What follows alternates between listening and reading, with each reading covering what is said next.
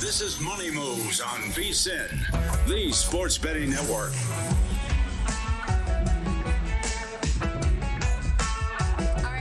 To get into this hour as we welcome you back to Money Moves on VSiN, the sports betting network, alongside Grace Remington, Stormy Buonantony with you. We're coast to coast as always. I'm live in downtown Las Vegas, Circa Resort and Casino. Grace out there in Nashville, Tennessee. We will continue to discuss the Masters, which is ongoing now from Augusta National. A handful of marquee names that are going to be teeing off this hour, which we will dive into.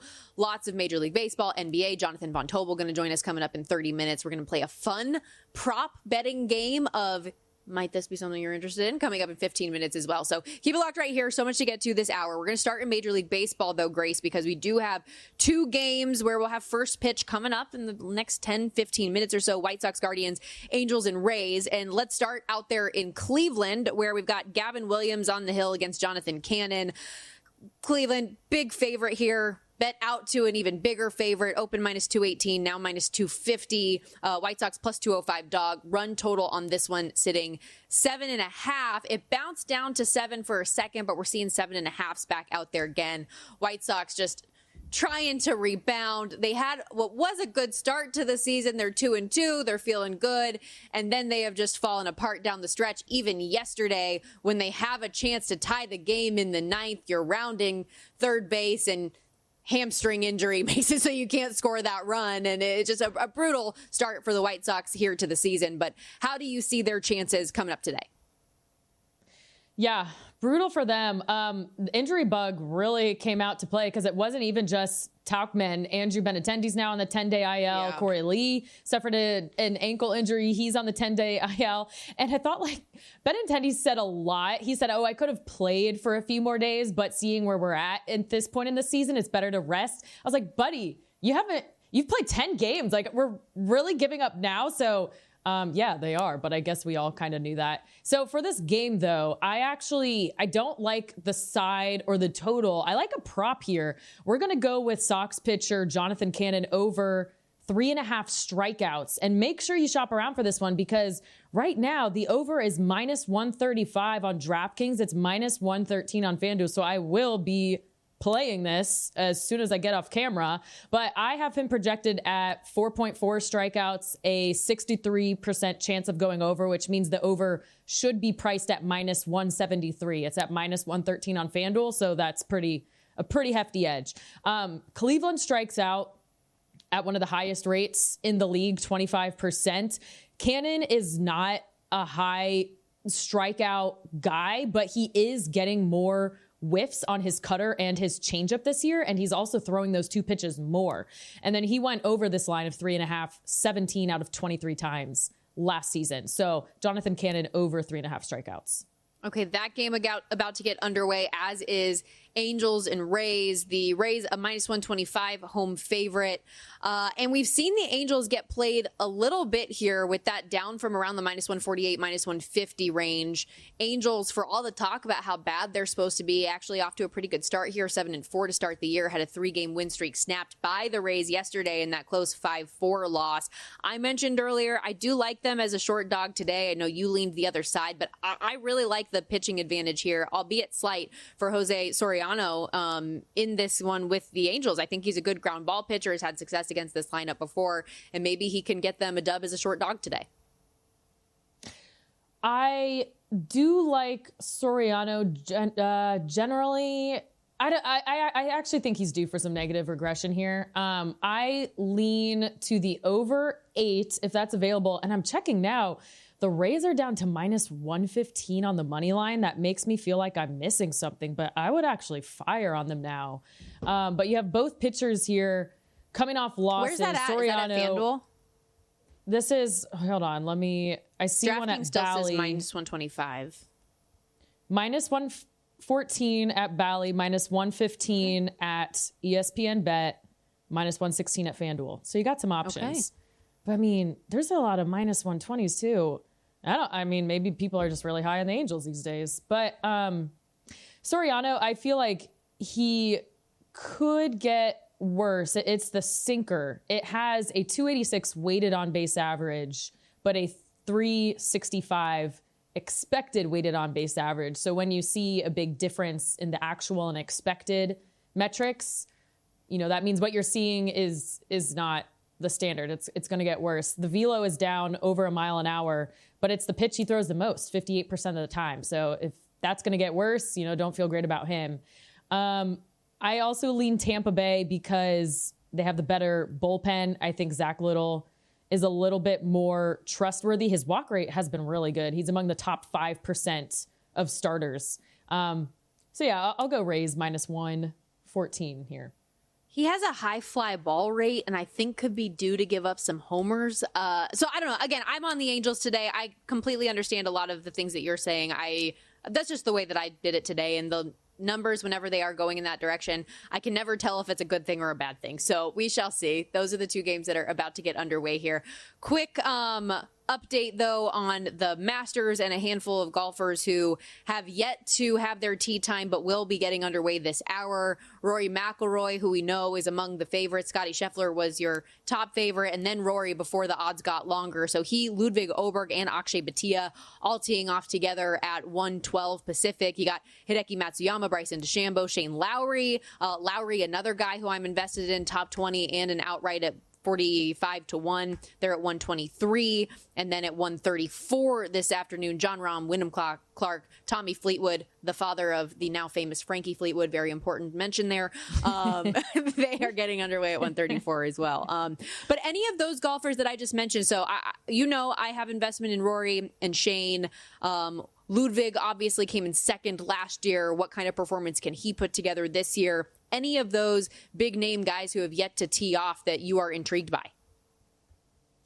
I'm intrigued by Bryson. I think a lot of people like writing him off. I didn't play him in any of the betting markets, but I have him in quite a few of my DFS lineups.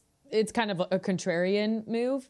But he finished tied for 6th here last year using the 3D printed irons. He ended up picking up 7.3 strokes off the tee, which is huge. But he's played in 6 events in 2025. He has 2 top 5 finishes. The rest are top 20. He's always going to be a high floor guy with the driver. The putting is where it's a concern for him. He's lost putting on 3 of his 5 live tournaments this year, but if everything goes, if everything goes right for him, which is an ask for anyone, he's always live. He's always live to win it. So, I'm excited for him. John Rahm, I'm also excited for. I have him in a lot of my DFS lineups. He has not finished below top 10 in any of his events since July. So he's coming in great form. The putter is heating up. He gained 2.5 strokes putting at Live Miami. He gained 2.3 strokes putting at Live Singapore. He has 5 top 10 finishes, including 3 top 5s and a win here in 2023. So great course history. So excited for him as well. And then Shane Lowry, you mentioned him. I have him in some of my DFS lineups as well. He hasn't lost strokes tee to green in 10 months, which that's probably the most important metric here. So lots of good ones coming up in this next hour. Lowry still available at 35-1, so you can tell he's been bet down. I got him at 45-1, then it was 42-1. Now seeing 35 on DraftKings. John Rahm and Bryson DeChambeau, who you mentioned, 14-1 on the odds board. But the top 5 and top 10 numbers a little bit skewed here. Rahm top 5 plus 250 compared to Bryson 3-1, and Rahm top 10 plus 115, DeChambeau plus 140. So if you do like any of those alternate markets for DeChambeau, even though he and John Rahm are priced the same in the outright market, you're getting better numbers at least for DeChambeau to be in there. We do have a new leader on the leaderboard after Steven Yeager double bogeys 13 to fall to 2 under. Scotty Scheffler, Hatton, Justin Rose all tied at 3 under. Scheffler and Hatton through 9. Justin Rose just through 4, so a long way to go. But now Colin Morikawa with some of that movement, although he is still 1 under, now tied for 12 instead of 10th, so making my bet a little bit more dicey as the day goes on. Come on, let's do something on the back 9, will you please? I do want to ask you, and I know we touched on this a little bit yesterday, the live guys. I know there is for a lot of people this like questioning the mentality because of the amount of money that these guys make and because they're not playing on tour every single week. what is their mentality coming in? How much do they really care? I am of the mindset that at the end of the day, it's still the Masters. It's still the biggest event that you can ask to be a part of in golf. So you're going to care, but like, what is the form like? What is your mentality as a day-to-day golf professional, knowing that your life essentially is so different now and you're set and you have this generational wealth and your circumstances are different? Honestly, like you said, it's the Masters. If you're not excited to play in like the most highly regarded tournament of all time in the history of golf, like what are you even doing? And at that point too, when you are making that generational type of wealth, like this is what it's all about now, is your legacy and winning the green jacket. So like, I really don't question their motivation at all. For me, when I was looking at guys, like you can look at their past history here. You can look at where they have succeeded and how that course relates to Augusta National. But then also when I'm using some of the models I do, you just weight the strokes, and because the competition is different. It's not like their form that's changing, it's the guys they're competing against. So it's just their metrics might be a little skewed, but you just weight it differently in the model. And that's how I get my guys. So I'm really not too worried. For me, where it really works out is in DFS, or if you're playing in like an office pool, something like that, because people want to shy away from the live golfers, or they just straight up don't like them because of the whole loyalty thing. That's more where you would have an edge, I think. Yeah, and worth noting, at the end of round one, we're going to have previews for round two, recaps of the action early up on VSiN.com. Our summer special right now, $59 for all of our content now through August 1st at VSiN.com/subscribe.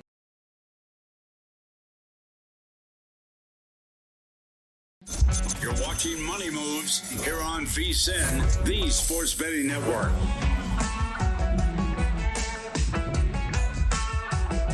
Horse racing fans, get ready. VSiN at the Track, the road to the Kentucky Derby, is live tomorrow and every Friday leading up to the Triple Crown, with key Derby races coming up this weekend. We're breaking down the top contenders for this year's run for the Roses. Join our guys, Mike Somich and Aaron Halterman, tomorrow at 2:10 Eastern on the VSiN YouTube channel and at VSiN Live on X for all the expert analysis and insights ahead of the weekend. Don't miss it. VSiN at the Track tomorrow, streaming live 2:10 Eastern as we count down to the Triple Crown. Well, ladies and gentlemen, the music is rolling because we're about to have a little fun. It is well known that our producer here on Money Moves, Brian Ortega, is a television and film aficionado. Last week, we tried this segment for the first time. We had so much fun. We have to bring it back. For anyone who has watched the show Entourage in depth, you know there's a character that comes in for a brief stint that asks questions in the framework of, what if I told you this movie could make you $1 million and get you an Oscar? Is that something you might be interested in? And so he does stuff like that, and then a bunch of other characters start asking questions that way, and it's become a whole fun thing. So now we've made it a whole fun thing where Brian is going to basically play that salesman and ask us about certain props in the market. Unfortunately, we don't have his voice recording system down yet, so I will be pretending to be Brian in this scenario. So let's get it started here, Grace. The voice Possible changed. Betting ticket number one. What if I told you? No, he doesn't even talk like that. He has a very good. If you don't, okay, like I'm going to tell a lot about Brian here real quickly. He has this cool TikTok and like podcast. He does all this stuff. Concierge Confidential. He has a great podcasting radio voice, and he's been on our show a handful of times. So if you are an avid listener, you've heard him. We should actually get this recorded or have you pipe in Kelly Bidlin style. We'll work on this later. Possible betting ticket number one, Grace. What if I told you Alex Ovechkin was going to score his 900th career goal this regular season, and the price at FanDuel was 8-1. Bet $10 to win 80. Is that something you might be interested in with 5 games to go? So he needs 5 goals in 5 games. I feel like he can do that. Although, like, what's the mentality of this team? Because for a while, they were very pro Ovi, let's get him the record. Now they have to refocus on the playoffs and getting into playoff form. I'm interested. Oh, fine. I'm interested. You're interested, maybe like a sprinkle interest. It's not going to be like let's not put a full unit. Let's not even put a half a unit, but just a little baby. Yeah, I like that. Because why not? I know why nots are saved for Wednesdays, but yes, that's something I might be interested in. But I do agree, and that's why something not the team can be a recurring theme, right? The team has come out and said that kind of already, that the mentality now that Ovi has the record, and granted it's always been there lingering in the background, although the defense certainly hasn't played like it, is that now they are full steam ahead for the postseason. So I could see it happening just because Ovi is a freak of nature. But again, he doesn't have the need to do that, and they're pretty set in a good spot when it comes to the postseason. Okay, let's go to the NBA. What if I told you, Grace, that Anthony Edwards' points prop tonight against the Grizzlies is 29.5 at just a -105 price? And while on the season, he's averaging 27.5 points. He's gone over this number in 2 of the last 4 games, and his last meeting with Memphis dropped 32. Is that something you might be interested in? So I'm looking at how many times has he scored 30 points in his career. 90 times out of 378 career games, I believe it is, which comes out to 24%. So a fourth of the time he's done it. He's facing the Grizzlies, which season long, they've ranked 11th in defensive rating. But in the last month, they've actually fallen off a bit. They now ranked 17th in defensive rating since March 1st. Considering everything that's on the line, your best player has to go off. So, sure, I'd be interested in this. Bing bong. Regardless of what way you feel about Anthony Edwards, going to be a super fun game tonight. We have seen a flip of favorites in this one. Memphis opened a 1-point favorite. Now they're getting 2 at home in this spot against the Timberwolves. I'm on Minnesota money line. Total in this one, 231. We've seen some money come in on the under. Sticking with the NBA. Well, everybody's been talking about the Celtics and Thunder. Who wants a plus 180 payout for that to be your finals matchup? Boring, but consider this. The exact finalist market for the NBA Finals has the Cavaliers, who are going to be the 1 seed in the East, against the Lakers, who have 2 of the best players on planet Earth in the finals at 20-1. Is that something you might be interested in? All right, so there's a couple angles you could look at this. First, can the Cavs beat the Celtics? I think you can make an argument, maybe in 6 or 7 games. The Lakers, sure, they can get there too. I mean, there's still a risk they could end up in the play-in, I believe. So that's not even final yet. But the way I'm looking at this is price point. So I'm just going at DraftKings. I didn't have time to shop around for the best odds, but Western Conference winner odds for the Lakers plus 650, Eastern Conference winner odds for the Cavs plus 200. You throw those in a parlay calculator over at VSiN.com. It comes out to plus 2150 odds. The book is giving us 20-1 odds, so they're skimping us. Brian, you are skimping us on the price. Brian, boo! How dare you? So no, I'm not interested. How dare you do us like that? Thank you, Grace, for being our little mathematician today. Yes, we were wearing green in honor of the Masters getting underway today, but it's also very well known. We're Wicked fans on this network, and big Elphaba fans in particular. I love that Brian put this in as one of his sales pitches. We were devastated Wicked did not get more love at the Oscars this year, but good news, fans. There's a part 2, Wicked for Good, to win Best Picture at the 98th Academy Awards coming up next year. Is it 25-1? Do you think the Academy learned their lesson doing them dirty in the first iteration of Wicked, that you might be interested in round 2? Thoughts? I am absolutely interested, and the Academy did do them dirty. Come on, people. Okay, here's what we got coming up in part 2. As Long as You're Mine, beautiful, beautiful duet between Cynthia Erivo and Jonathan Bailey. No Good Deed. If you liked The Wizard and I or Defying Gravity, you will be obsessed with the song. It's when she officially becomes evil. For Good will be just a stunning duet between Ariana and Cynthia. I'm gonna cry my eyes out, I already know. And they're writing original songs too. We have an original song for Glinda, an original song for Elphaba. We're also going to get some more special effects. I won't spoil it, even though the play has been out for 25 years. But we need a lion that can talk. We need a Tin Man. We need a scarecrow. We need someone to melt.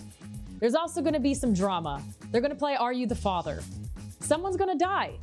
And I just feel like all that drama is enough for the character development and just getting all types of different fans in for them to finally win this.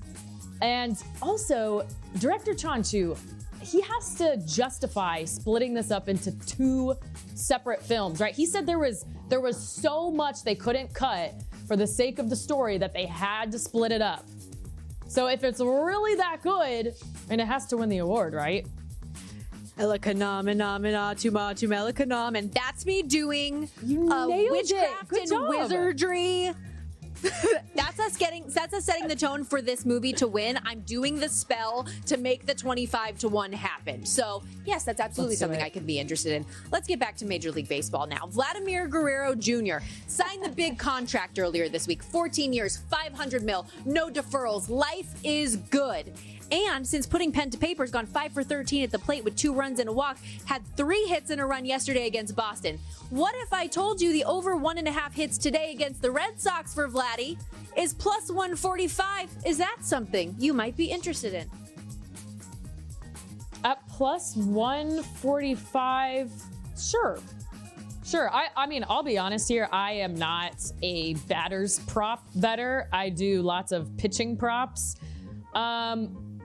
I don't think these guys, he's facing Walker Buehler. I don't think they've faced each other in the last 3 years. But at that price, sure. Okay, why not? I got one fun one that I want to throw at you last 90 seconds because I don't know about you, but I get bothered badly when I am reading articles online and different things and I just see the pop-up video, pop-up this. It really, And so could you be interested in like a service that would eliminate pop-ups? It would be like a pay-for service that you could just use the internet scot-free and have no pop-ups exist. I don't know what the price point is yet. I'm an idea man, Grace. But is that something that you would be interested in?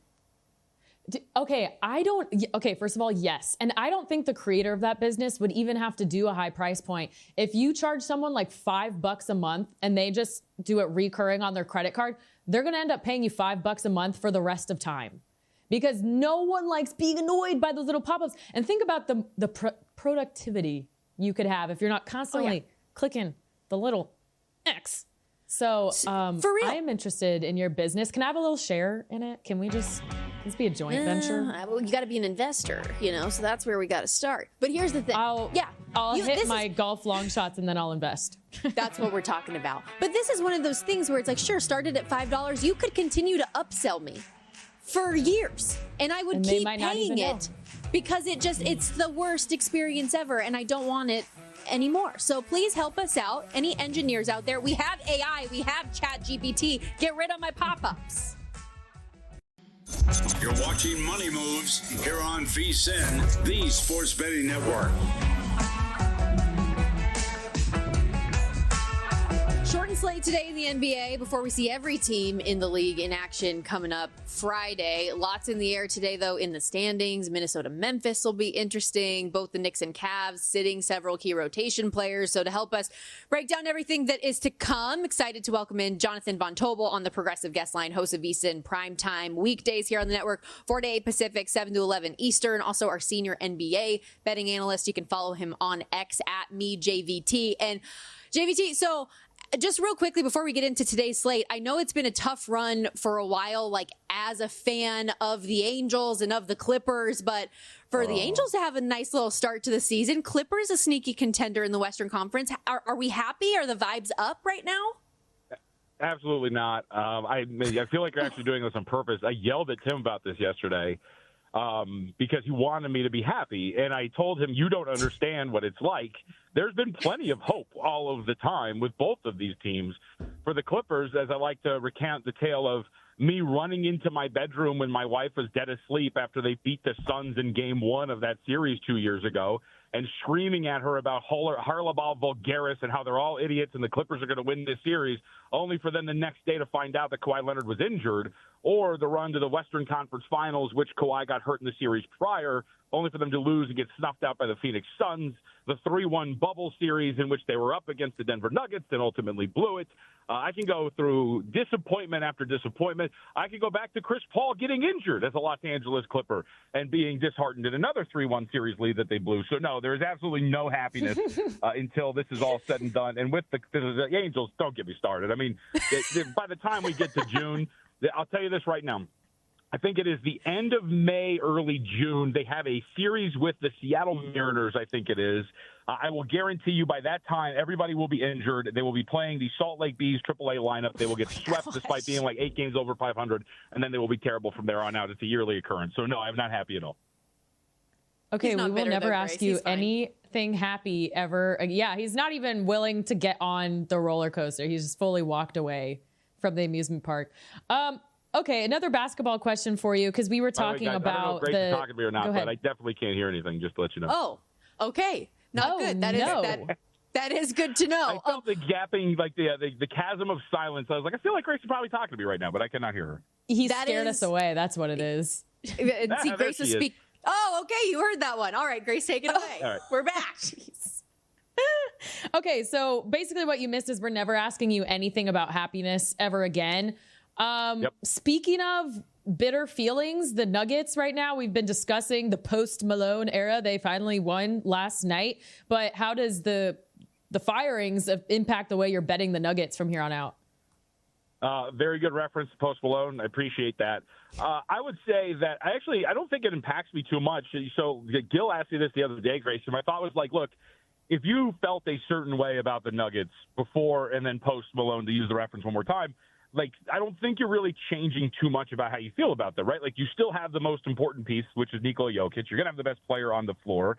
You're still going to be a flawed defensive team with a group that doesn't have, like, a true lockdown defender that you trust at the point of attack like they used to have in Kentavious Caldwell-Pope, who would take all those reps when he was on the team. So, like, this is still inherently that squad. The difference becomes, like, do you trust now, like, the coaching staff? Can they get wins at the margins? Can they draw up the out-of-bounds plays that Malone would be pretty good at? And I would actually say, given that their interim was actually their offensive coordinator, that you're probably still in a pretty good place there. So I'm rolling with the thought of, like, whatever I thought about the Nuggets, I am going to continue to think that of them as we head into the final stretch and into the postseason. And what I think about the Nuggets is they are a high-upside offensive team with the best player on the floor and in the best player in the world, who has an injured key role player in Jamal Murray, who may or may not be available at the start of the postseason, which is a very important factor. And they're very flawed on defense and have a bench that you don't really trust. And I don't think that team, regardless of Mike Malone's presence, or Michael Malone, I don't want him to yell at me, would be a team that I don't think has a very high ceiling in the Western Conference. So this didn't really change what I think about them. They are who we thought they were, to use that term, and I don't think that the firing, the moving around to pieces or anything like that is going to change much. And Jokic is a pro. Like, I think you guys saw the quote from him. Essentially, he was like, look, I found out before you guys, and it's a business, not my decision. We'll just do what we have to do, and I think you go from there. But I think that they're going to be fine in the sense of they are who they are right now, and nothing's going to change. Plus 750 in the Western Conference, 17-1 on DraftKings right now to win it all. And they are in the middle of what is a very compact Western Conference, to say the least. Seeds 3 through 8, all but separated by 2.5 games right now. So it'll be interesting to see how that all plays out. And somebody in that range for the play-in the 8th seed right now is the Minnesota Timberwolves, who are facing the Grizzlies today, where we've seen a flip of favorites in this one. Minnesota coming off that ugly fourth quarter against the Bucks. Do they bounce back today? The betting market assumes so, that they go from getting a point to now laying 2, seeing some total action on the under as well. Anything that stood out to you in this one? Do you think that the Timberwolves can bounce back? Yeah, so I think we could double check the injury report. That's obviously, I think somebody is not playing for Memphis. It might be Ja, but I haven't committed the injury report to memory. But either way, situationally, it makes some sense that Minnesota would bounce back. That's a terrible loss. No matter no matter what you cut it, right? We all know it's awful to be up. I think it was 94-71 in the fourth quarter and lose in regulation by nearly 10 points. But the fact that is now weighing so heavily in a Western Conference race, to which you noted, is very, very tight. It's unbelievable that they lost the game the way that they did. So just in terms of mental fortitude and being focused on this contest, outside of just directly competing with a team in the standings with you, you're probably going to get this bounce back because this team lost the way that they did against Milwaukee. I'd very much lead toward Minnesota here anyway. Now, you could probably wait for an in-game number if they're going to get down really early and then go in that direction. But I think the market's getting this right with this adjustment. And to me, it's going to be Minnesota. You talk about like teams like, hey, what do you think about this team? How we're going to play them? I want to go against Memphis. I don't think Memphis is that good. I think they're a flawed offensive team who stinks in half-court settings. You can look at the numbers and that would tell you that. You have a very weak point-of-attack defender in John Morant, who you can go after time and time again. He can be saved by Jaren Jackson Jr. and others, but I think it's a flawed team. And I think Minnesota is a very, very much a better team from a power rating standpoint, even at full strength. If you were to tell me this is like one, like what we saw this open, Stormy, power rating-wise, I don't think that's the case. I think the gap between these two is much greater than just about a 1.5-point difference on a neutral, which is what that initial opener indicated. So I think the market's getting this right. To me, it's the Timberwolves here. Want to get some of your baseball plays today, too, if you have any. Still 4 games left on the docket. You have Twins, Royals, Brewers, Rockies, Blue Jays, Red Sox, Phillies, Braves. And just going by money line prices, these games are actually pretty close, or at least expected to be. Anything you like there? Yeah, the only bet that I had actually today is already underway. I bet the Angels first 5. Soriano's got some pretty good strikeout stuff. We saw him against Cleveland last time out. I haven't seen the score, but knowing how much this team lets me down, I'm sure they're already getting blasted again like they were yesterday. But it's 2-0. They're up. Come on. Okay. Ooh, who scored? Because here's the thing. I don't know if you guys have watched this. Kyron Paris is the truth, my friends. Like, this kid's awesome. He went yard twice again yesterday. He's hitting over 400. I don't want to get too excited about a team that ultimately lets me down, but I do think that this team is, like, I bet over their win total, and I think that I keep telling Matt, like, they're sneaky okay. The offense is above average, and I think in an AL West that looks pretty weak outside of Texas, that they're actually going to be able to make some noise this year in respect for a team that has a win total of like 72, 73. But Angels are good on offense, and I think that's going to be something to watch. We're talking about totals, things like that. Ward homered in the first, so that's what got you started. And then forgive me, I don't know how to say Shanuel. Does that sound about right? Ground rule double. Yeah. Oh, there you go. Beautiful. See, can always count on you there for the Angels content. Last thing before we let you go, just because there are a handful of games here on the slate, was there anything else that stood out to you on today's card or even just in the futures market right now, getting ahead of the postseason set to start soon? Yeah, if you could tell me, what's the total right now in the Knicks and Pistons game? Because I think what's going to be pretty interesting is they might meet up in the postseason. And so, it seems pretty likely that's going to be the case. And if that's true, I don't think you're really showing that much. And so this might be kind of an ugly, low-scoring game, like by their own standards. So I think that was one that I was gravitating toward, is betting that game under the total, because I think you're going to see some pretty vanilla stuff, not trying to show too many cards when you're going to be playing each other in a playoff series in just over a week. Good stuff. And that is that I saw the opening line yesterday, 224.5, and now for it to be up to 229. I like that angle of getting an under on a number that's gotten up maybe a little bit too high. But great stuff from you as always, JVT. I know you've got a busy day and a show later on this afternoon, so thanks for doing this, buddy. See you guys. Thank you. Jonathan Von Tobel, senior NBA betting analyst here at VSiN, host of VSiN Primetime, 4 to 8 Pacific, 7 to 11 Eastern. So make sure you check on that a little bit later. And, of course, follow him on X at MeJVT. A lot of interesting stuff here in the NBA, and especially with the Western Conference. I can't get over it. I'm very curious to see how ultimately those seedings are going to play out. If you want more of Jonathan or anything at VSiN, remember, in addition to VSiN.com and everything you get at the website and the live action stuff here on the network, the VSiN app is also always available where you can watch all of the programming on demand. You can listen live to the radio portion of this thing for free, but when you're a VSiN Pro subscriber and you have the VSiN Watch app, you get access to everything, can watch stuff on your own time. So if you haven't already, make sure you download that. We are going to take our last break of the day. This show has flown. When we come back, we'll get into our best bets. It is a good start for the Angels at this spot, so hopefully my money line dog can come through. I probably should have gone JVT's angle on the first 5, but here we are. A couple other bets in Major League Baseball and more coming up after this on Money Moves.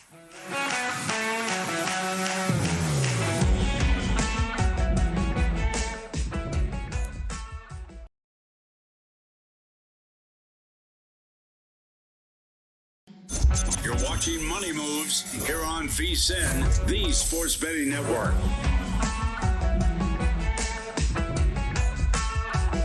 We are wrapping up this Thursday edition of Money Moves live on VSiN, the Sports Betting Network, Sirius XM Channel 158, YouTube TV, iHeartRadio. Appreciate wherever you are watching or listening from for joining us today alongside Grace Remington. Stormy Buonantony with you. Before we get into our best bets for the day, did want to just give you a quick Masters update. Shout out Colin Morikawa, the Eagle on 13. Go. He's now tied with Scottie Scheffler and Tyrrell Hatton at 3 under to start this thing. Scheffler's through 12, Hatton through 11, and Morikawa through 13. So there we go. We have him for a top, and granted, a long way to go, but we have him for a top 10 today because we couldn't find the top 20 in the round one leader, but it's okay, and a top 10 for the tournament. So hopefully continue to just play well, par for the course. That would be good. And I'm laughing here a little bit to myself, Grace, because as our producer Brian Ortega in the commercial break, when I mentioned that to him, he said, you know, it starts on the back nine at the Masters. I instantly went to how much like the Masters broadcasters have to prep for not saying the words back nine. They have to say the second nine. They like, it's just one of those many things about the Masters and the way that exactly. So sorry, nobody can hear you, Brian, but he said patrons, not fans, because fan is short for fanatic, and they don't want to make their fans come out as fanatics. They are patrons. They are spectators. Yeah, they have so many of these different specific rules that for the broadcasters, like they want it to be regal and old class, and they back nine sounds too much like backside, and you don't want, you know, like the just different things that they're very careful with the way they choose their words, which is also why another funny thing that I was texting you guys about yesterday when we were talking about the par 3 contest was when Sean McDonough last year made the joke about, was it Scottie Scheffler's wife, I think, right? And he said like, yeah, a little fat. The swing, not her. She's obviously very thin. And it's just, you know, one of those things where because word choice is so important and they try as hard as possible to be impeccable, it's just funny, some of those things. Oh man, there's got to be some more, right? Like I know patrons is the obvious one. It reminds me of, so I'm from Northern Virginia, and there's a big rivalry between Virginia Tech and UVA, and UVA is a snobby school, and you're not allowed to call it campus. You have to call it the grounds. I feel like there's a few other places who do that, but the grounds, that it's the same vibe. I'm looking up now. I just saw an article like things that are banned to be said, and yeah, the back nine is a big one. The driving range is known as the tournament practice facility. You don't call it the driving range. So yeah, there's just a handful of those. Just it's about being judicious in your word choice as a broadcaster at the Masters. Judicious. So just another fun little wrinkle. Have you been practicing too? Maybe I should be. Obviously not, because I tried to say Schwellenbach about 20 times today and I only got it out correctly that one time that I just said. So with that in mind, let's get into our best bets today, presented by G-Bank, the official bank of VSiN. Did you end up putting anything in pocket for the afternoon today, Grace? Honestly, I'm still a little iffy on a lot of these. They've either all moved or they're in play right now. Like I liked the Rays. I actually, you know, what could have been interesting is Angels first 5 and then Rays full game. Because the starting pitcher to bullpen. I don't need that energy as somebody that has the Angels plus 110. Okay, help me out. Oh, you had the full game. Okay, yeah. Never mind. All right, never mind. You can have that one because I didn't play it. You know, I think if I need to give something out here, I think I would lean the Red Sox. They are minus, you can find a minus 115. Hold on. Sorry, I'm trying to look this up. This line has moved all over the place. And it just jumped again. Okay, well, I'm sorry, guys. But I think Walker Buehler, he's had a tough start, but he should get better because you look at his numbers, at least this year, his actual ERA is above 8, but the expected ERA is 4.6. The actual FIP is above 6. The expected FIP is 3.7. So I know those expected numbers aren't great, but they're better than what he's been showing. And something I thought was interesting is over his career, his second and third time through the order are not much different than his first time through the order. And specifically last year, he got significantly better the second and third time through, which is rare. Like that shouldn't happen, right? So I kind of feel like he should regress positively.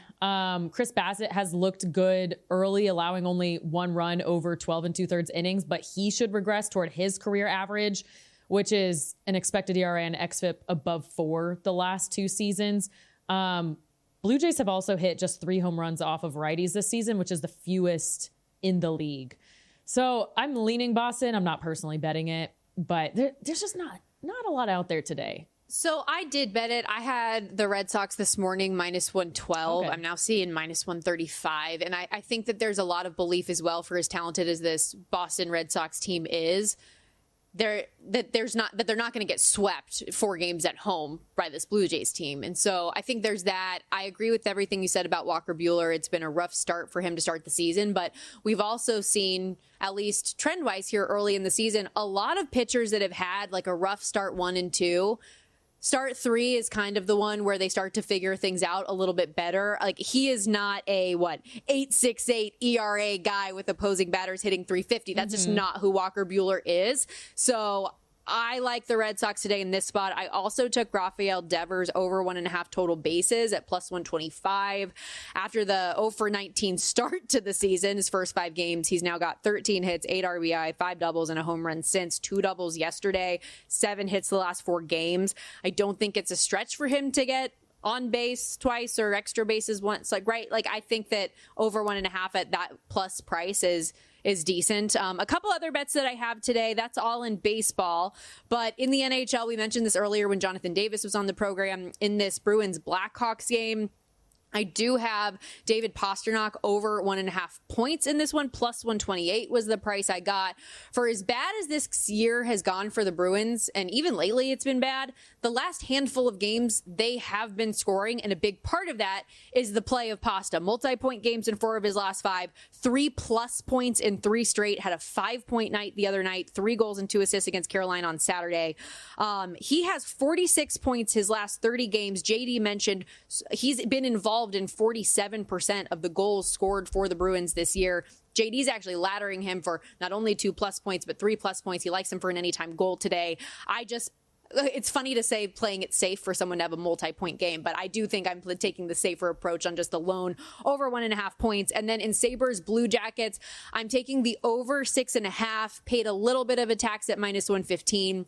And I mentioned this earlier too, Grace, like the Sabres are just a team that cracks me up this time of year. They have a terrible season. It's all falling apart. And then you know what? When nothing else is in play anymore, that's when we're going to win games. That's when we're going to score a ton of goals. They've won 8 of their last 9. They're averaging 4.89 goals per game in that time. 6 of the last 9 games have gone to the over. Blue Jackets, meanwhile, allowing a lot of goals. They've given up an average of 4.5 goals per game their last 9, but they can score, especially at home. Had 5 goals against Ottawa on Tuesday, 3 versus Colorado, 8 versus Nashville, 7 versus Vancouver. I contemplated the Sabres team total over 2.5, but it was just juiced to high heaven. And I think you lose the perceived value on the over 3.5. So I think just knowing that Buffalo can score and that Columbus is very capable at home, the over 6.5 felt like the play to me full game. I'm trying to look out if there's anything else on the card that I might have interest in. Take. Yeah, it's just what they do. It's so bizarre. Best bets because a lot of the time, go ahead. If they're not built to go deep, then that time of the year it's just like, oh, the pressure's off. Now I can just pad my stats. Yeah, another one of the bets that Jonathan Davis had too was Tage Thompson for an anytime goal, and I think that I might end up tailing him on that as well. Oh, I forgot. I did throw in Timberwolves money line -120. A lot of the breakdown that Jonathan Von Tobel had, he's way smarter than me when it comes to the NBA, and I agree with it throughout. I feel like they are poised to bounce back and are just the better team in this spot. I didn't lay. It was -1.5 when I looked at it earlier. It's -2 now. I feel like the money line is just the safer play at a relatively cheap price. Best bets, again, presented by GBank, the official bank of VSiN, and our GBank Visa Signature Card new customers. You spend $1,000 on eligible purchases within 90 days from that account opening. GBank's going to give you a $250 bonus. Apply now at vsin.com/gbank. That's VSIN.com/gbank. Subject to credit approval. Terms and conditions do apply. This show has flown by. Appreciate everybody again for hanging out with us. One final look at the Masters leaderboard as I refresh the page here. Oh, and Hatton now is 4 under through 12 with a nice little birdie there on 12. So we just need our top 10 though. Yep, that's all we need today. That's all we need today. Set the table for a strong week. It's a good start here. Colin Morikawa 3 under through 13. Scotty 3 under through 12. And all day long, all weekend long, we're going to have Masters coverage for you. Keep it locked right here on VSiN. Prop Points is coming up after this. Bye, everybody.